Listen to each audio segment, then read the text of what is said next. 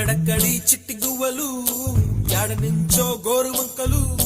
college campus లో నా నాట్యం చేసేనే కన్న పిల్లల కొంట నవ్వులు కుర్ర మనసుల కౌగిలింతలు కాలేజీ కాంపౌండ్ అంటే కోడై కానాలే కోర్సు ముగిసే రోజు వరకు తుల్లిపడిన కుర్ర ఎదలో